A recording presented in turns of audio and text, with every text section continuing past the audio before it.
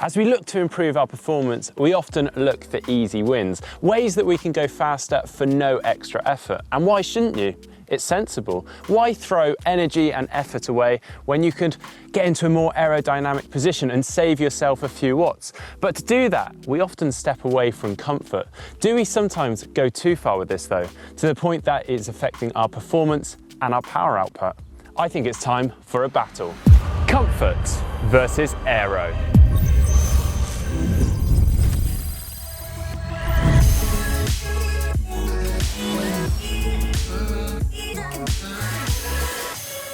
We've all heard the phrases like, "You want to slam that stem, mate?"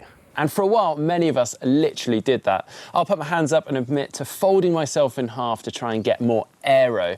There's no questioning that aerodynamics plays a big part in our speed on the bike, and especially within a non-drafting triathlon. So the thought is, if we can reduce our frontal area by getting ourselves as low as possible, then we'll go faster.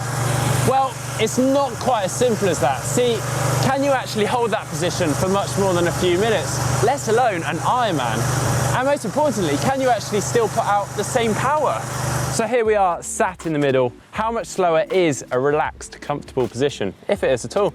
Is a super aggressive aero position really that much quicker? Let's take a look. So I've set my bike up in a super relaxed aero position. I think I can ride this all day, to be honest, but I'm gonna ride it at 300 watts over a fairly flat 4-kilometer section of road behind me. I'm gonna record my time, my speed, and my heart rate, and then I'll repeat the test through on a super aggressive position and then somewhere in the middle. So this is my starting point, starting off with a relaxed position, 300 watts, 4 kilometers, off we go.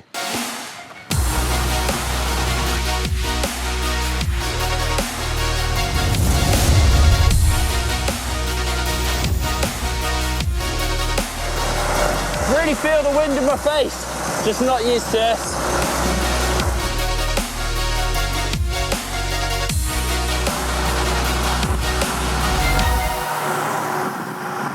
Okay, now it's time to slam that stem and get ready for run number 2.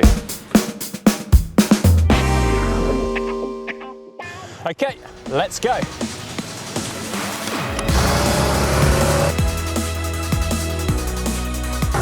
I feel like a missile! Bloody hell.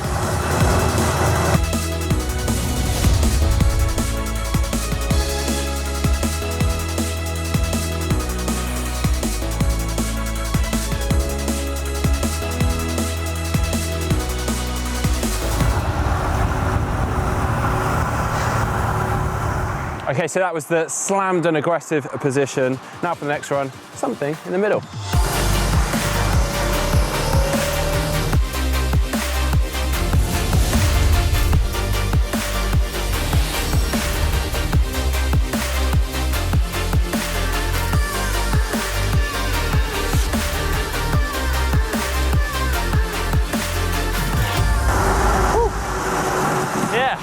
That felt really powerful, and actually I still felt quite fast and aerodynamic, so it's really interesting to see what the results say. Let's take a look.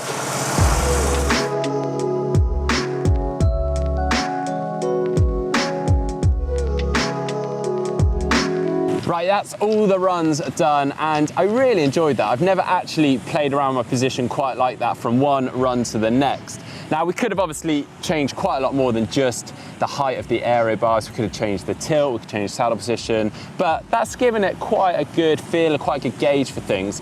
And before we do go into the data and the results, I thought I'd talk about how it actually felt. So the first run where I went for quite a relaxed and comfortable position, yeah, I felt like I probably could have sat in that position all day, but I did feel like I just had my head up and I was just catching the wind. It didn't particularly feel fast. Didn't really feel like I could put out a ton of power, so it wouldn't be my choice, but I do understand that not everyone can get into an aggressive position, and actually it's quite a nice position maybe to start out on if you just want to complete an Ironman, for instance. It's a good option. Then the next position we went for super aggressive. Now this is more aggressive than I normally go for myself, and my initial thoughts were it just felt really twitchy, because obviously a lot of my weight is forward on the bars. It was just moving around a lot, and I couldn't actually see where I was going. My head was down, I couldn't really tilt it up to have a look, And another thing was, when I'm normally in an aero position, I'm trying to get my head tucked in. And because I was so low already, I was actually really struggling to get my head in. So I'm not actually sure it was that much more aerodynamic. And then we went for the middle position, which is probably a lot closer to where I normally ride anyway. And yeah, I felt really powerful, felt aerodynamic. I was able to tuck my head in. So for me, that was a lot more in the right ballpark. So for the results, the first run in the relaxed position, I averaged 44.3 kilometers an hour over 4K at 300 watts in a time of 5:26. Okay, so that's interesting. Then onto the super aggressive position, and I averaged 44.4 kilometers an hour for 4 kilometers, which is a time of 5:16, so quite a lot quicker.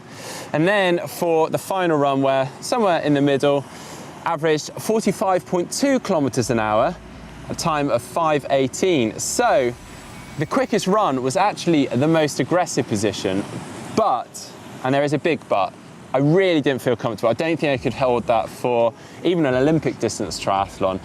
Whereas just for 2 seconds slower over 4K, I felt like I could hold the position that was somewhere in the middle. Now that is just for myself. It is very much personal, but there is still quite interesting results. I hope you found that interesting. I certainly did. Now, it wasn't the most thorough study or testing, but it's hopefully shed some light on the pros and the cons of the different setups. Now, if you liked this video, hit that thumbs up button. And if you want to see more videos from GTN, just click on the globe to subscribe. And if you want to see our clip-on versus non-clip-on aero bar video, just click down here. And if you want to see how bike cadence can affect your run-off, click down here.